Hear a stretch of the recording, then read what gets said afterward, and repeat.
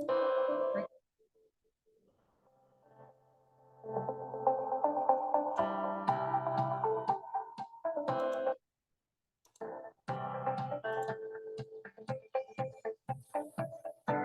everybody.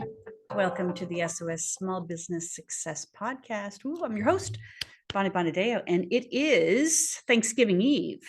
So this will be a very short one, but it will be all about gratitude as we go into Thanksgiving tomorrow, because I need to head to the busiest airport in the world to go pick up my son who's coming into town on the busiest travel day of the year.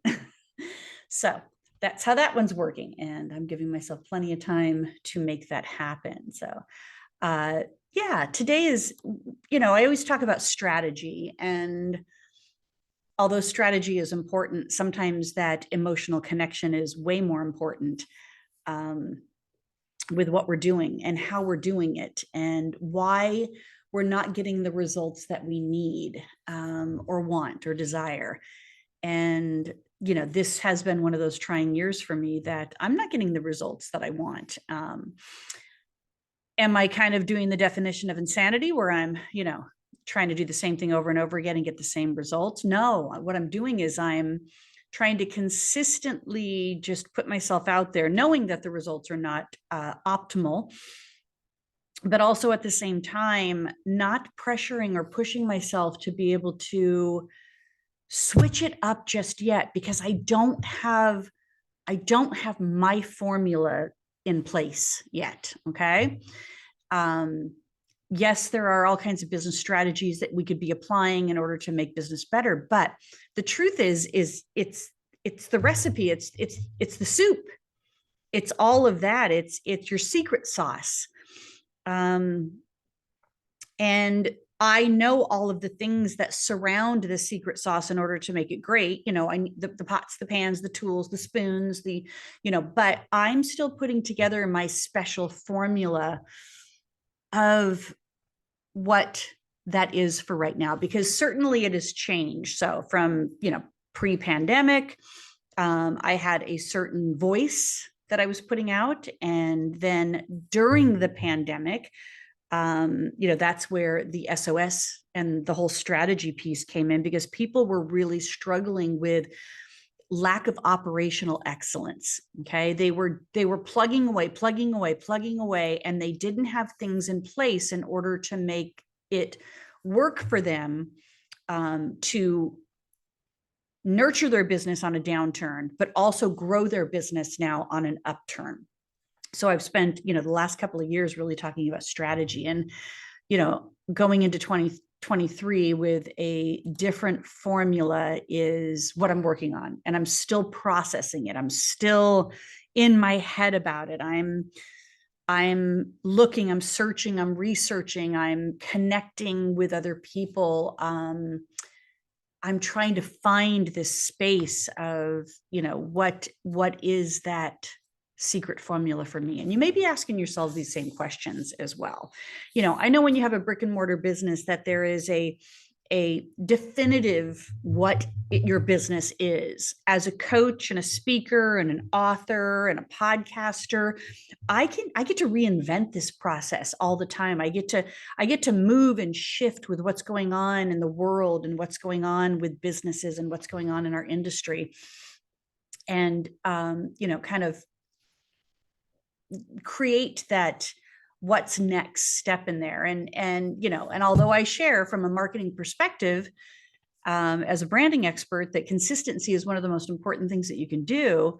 I am consistently out there, but I'm not reaching that optimal potential that I'm choosing to do. And listen, we're not the same person we were a couple of years ago, 1 year ago, 5 years ago, 10 years ago. And I really feel that more now than ever with where I'm at in my life. And, I'm not ready to retire. So I certainly have to find this new position that's going to make me happy. So today is episode 91, and it's gratitude. It's just about gratitude. We're gonna tap into the mindset here, and we're just going to talk about it from a space of a gratitude strategy. Okay. Because gratitude, although it should come from your internal being and it should come from the heart and all of those things, we could say all of those things are great. The woo-woo things are great. But the truth is in order to practice gratitude, you have to have a gratitude strategy here. So mindset it is today. What's your gratitude strategy? Okay. And we're just going to look at it from a couple different perspectives. Self-care from yourself. What are you doing for yourself that is practicing a gratitude strategy? And what are you doing for others? Because, when I talk about branding, branding is not just about how you want to be represented. The connection in branding is how are you a contribution to others based on your gifts? How are you a contribution to others based on your gifts? And I don't mean your gifts of just what you do or what you're an expert in. What is those God-given gifts? What are those innate gifts? What are those gifts that have developed over the course of your life that have created the person that you are? Some of it's probably based in our DNA. Some of it is ancestral. Some of it is the experiences we had at a very young point in our life.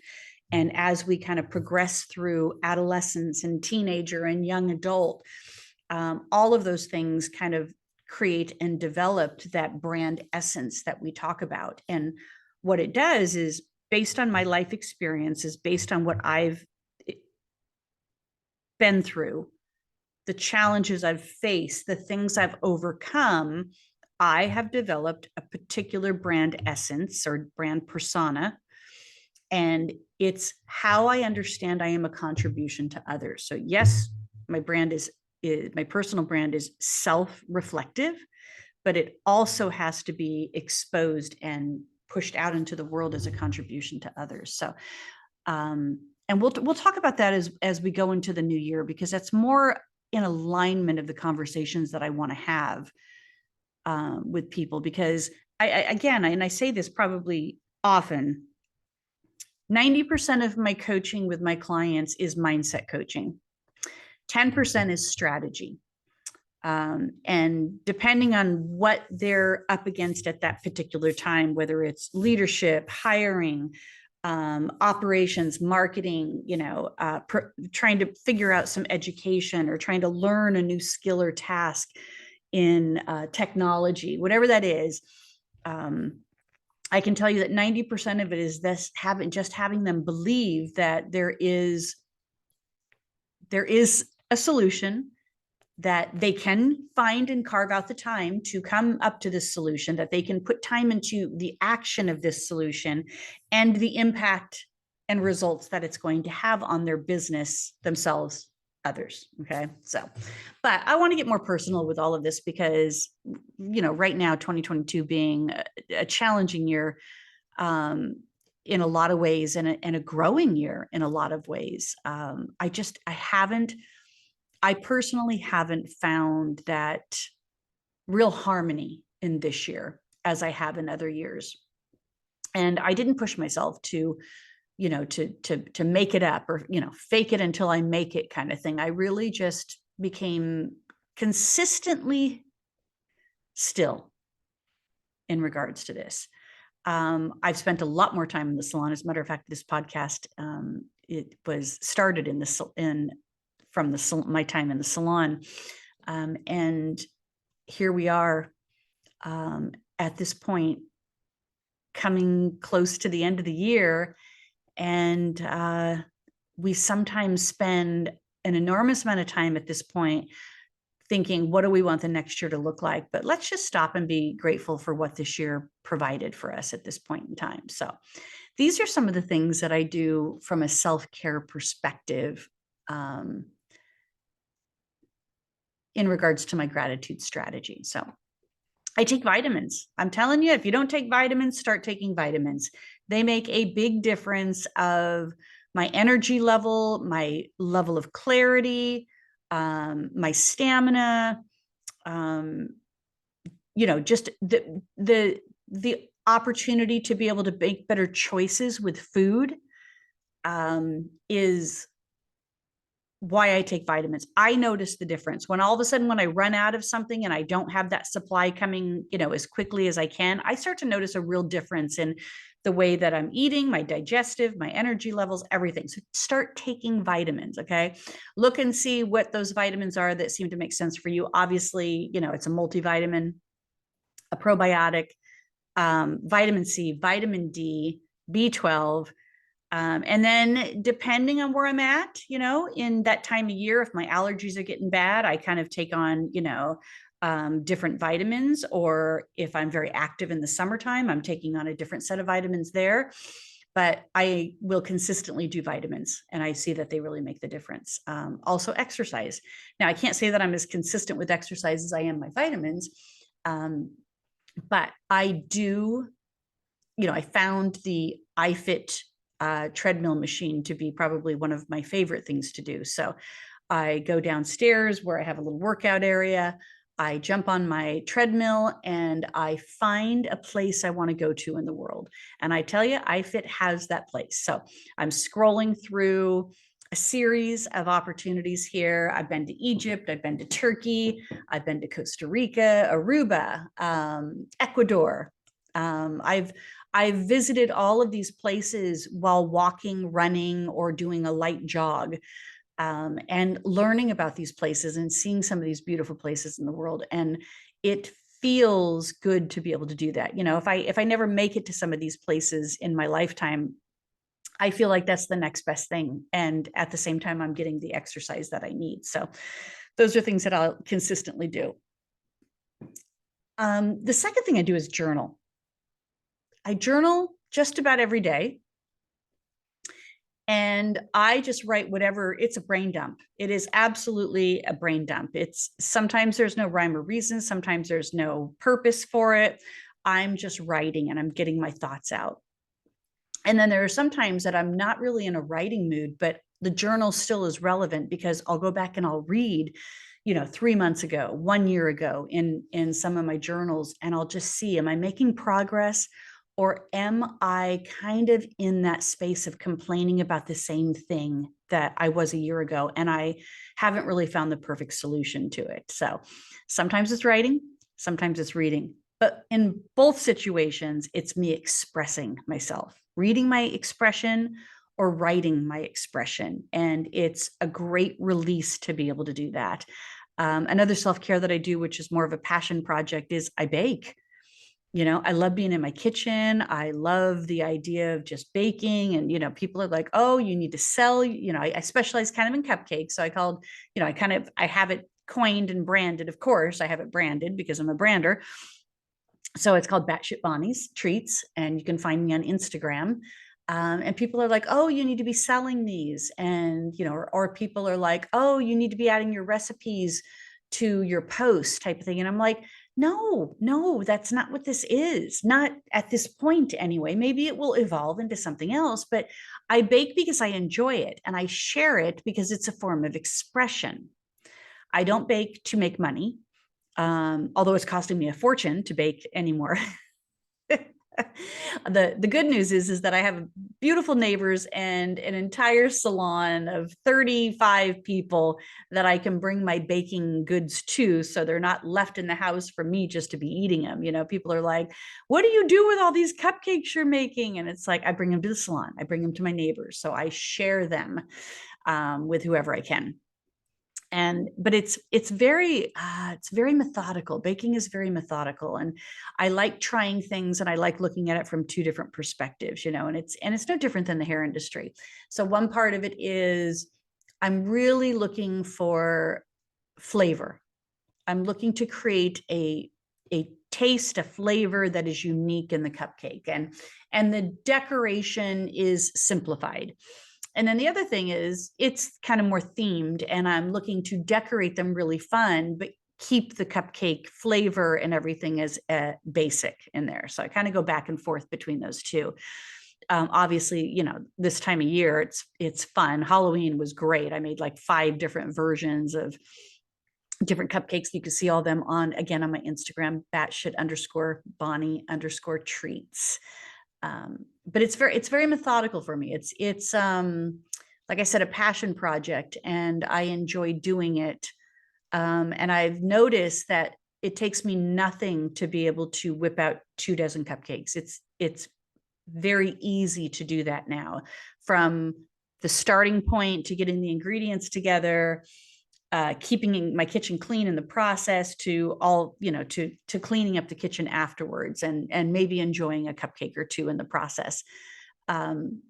But people are like, oh, you need to like start posting how you're making them on Instagram, get the whole setup, get the lights and set up the camera and all that stuff. And I'm like, I'm not doing this to teach other people how to bake. I am not the expert in baking. I'm just enjoying this. But again, maybe one day. It's just fun for me right now. It was kind of a project I took on in 2020 when I'm like, what am I going to do with my time? And I want it to be something creative. And that's kind of how the baking came about. And then finally, in the self-care mode, one of the things that I do as a gratitude strategy is I build in downtime. So I am an empathic person. I think I used to be, in my early years, very much an extrovert, and now I'm kind of like more of an introvert, or that, that hybrid of an extrovert and introvert. But I need downtime, and I actually have to feel my feelings. Okay. I need that downtime to be able to feel my feelings. What am I feeling? Am I feeling insecure? Am I feeling sad? Am I feeling down? Am I feeling depressed? Am I feeling overwhelmed? What are these feelings that I'm feeling? And not to try and fix them all the time, but just to be able to acknowledge them. It's like I'm friending my feelings, so that I'm not bringing them so much into the next day, or not taking them out on other people. And especially now that I'm in the throes of grieving after losing my mother and my dog in the same day, back in September. I can't believe it's already been 2 months. Seriously, when you look at that healing formula of shock, denial, sadness, anger, hope, shock denial was, the first 6 weeks, because it was just kind of taking care of business and doing things, and, learning that moment of acceptance in it. But here I am 2 months later, and, it's sad, especially with the holidays. I'm sad. I have, moments where I'm like, fine. And the next thing you know, I'm bawling my eyes out driving down the street, or having a conversation with somebody, and I'm just looking right through them and thinking, nothing you're saying right now is that important, because I can't think about anything else but the hurt and the pain that I'm feeling right now. And I know that healing takes time, and I understand that, but that's part of the reason why I build in downtime for myself, is so I can feel the emotions and, regenerate myself, because I'm not the Energizer Bunny anymore. I just can't keep going. I need that downtime to, self-care, to build it back up again. So those are my gratitude strategies. What are yours? What do you do?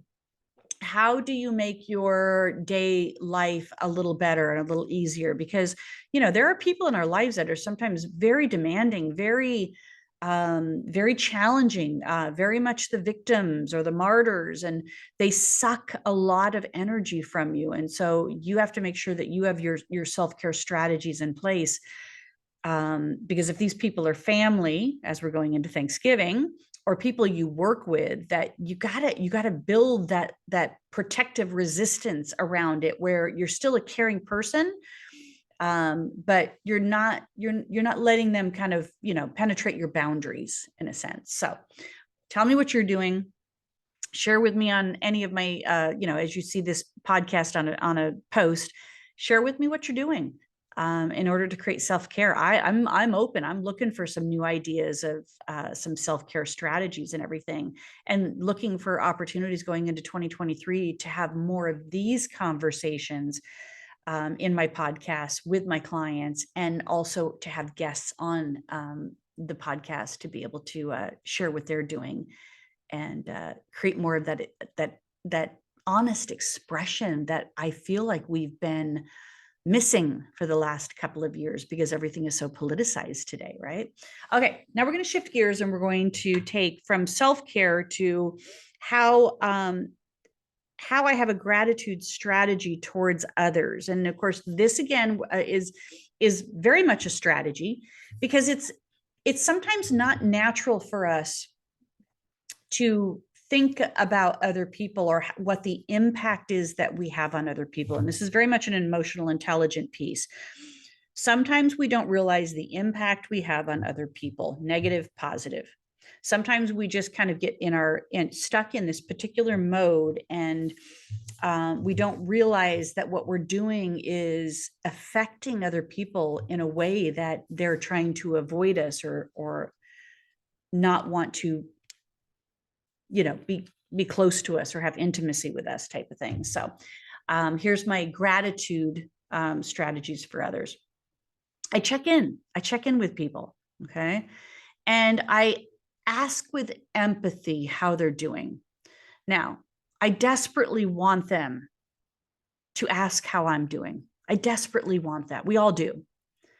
But I really have had to train myself to, this isn't about me. I just want to be really present for them. I don't want to go, oh, me too. Oh, this happened to me. Oh, I had that happen too. And that's a conversation. And sometimes it's a conversation that neither person feels heard in the end. So I really have to practice checking in with people and asking with empathy how they're doing.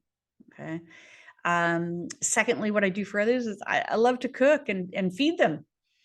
Especially my fiance, Jeff. It's like, it's an expression of how I share love. It's an expression of, let's just sit down and enjoy a meal together, so I do love to bring food into that process of providing for others. And listen, it's not fancy. Sometimes it's, a grilled cheese sandwich and tomato soup, but it's the right thing in that moment. Okay. I try very hard to look at it from a place of empathy and sympathy here at the same time. Is I put myself in their shoes. What are they feeling right now? What are they struggling with? What am I making an assumption on that I don't really have all the facts or the answers to in regards to it? So my sister's a perfect example of this. Is, she doesn't have, she's not in a relationship right now. Our mother did just pass away. So she doesn't have anybody to really express herself to. And she works from home, so she doesn't even have coworkers or that kind of interaction happening anymore. And so I noticed that when we get on the phone, she really likes to download a lot about her work. And I got very frustrated with it because I just don't want to hear it. I don't want to hear it. I don't have the capacity to hear it. But then it occurred to me that I have somebody to share those woes with. And I remembered she doesn't. And in that moment, I just put myself in her shoes and said, she just really needs 5 minutes to be able to bitch about her job and what's going on at work. And I'll lead her into another conversation that might be healthier for both of us, or that I feel like is not sucking the life out of me in a sense. And it helps. It makes a difference. And I think that in that case, they get that expression release and they feel heard, and then the relationship prospers from there. And of course, the final thing that I do is, and this is something that it's challenging for me, is I have to monitor my defensiveness. So there are times that, one of my strongest behaviors that I have is being defensive, and it's a protective behavior. If I feel that somebody is doing something or looking at me or saying something to me in a way that is, I immediately want to protect myself. I know it's from my stories very early on. And it makes sense. It makes sense why this is my go-to behavior. But I have to monitor my defensiveness. I have to monitor that level of protectiveness and determine, is this person really out to hurt me? Is this person helping me? Is this person trying to provide something for me that I need to be more open to listening to? Even though it may not feel good, can I monitor my defensiveness in this moment so that I can hear and feel them wanting to connect with me, and in turn, me being able to connect back with them? So that's my strategy, my gratitude strategies when dealing with others. So I hope that helps. But I really want you to think about this time of year, because we're certainly going into the overwhelm part, busy, because I'm speaking to mainly people that are in the beauty industry. So we know this is our very busy time of year. And but write down a few things that are your go-to strategies for gratitude, and see how consistent you are with them, and see if maybe there doesn't need to be a level of consistency that will help and support you with what you're doing in this point in time. And I'm kind of closing out with the month of December with some of the business that I have at hand, but I'm looking forward to going into 2023 and opening up my books again for new clients. But I want to open up my books for new clients, part strategy, but more mindset. I really want you to look at, what do you need help with? And, is that something that I can offer you? Is that something? And of course, you can always set up a free session so that we can talk about it at soscoachme.com, and we can figure all of that out. So happy Thanksgiving to you all. Enjoy your holiday weekend. Enjoy every bit of what this represents for you, family, friends, graciousness, giving, thankfulness, and of course, gratitude. So enjoy, and I'll talk to you next week.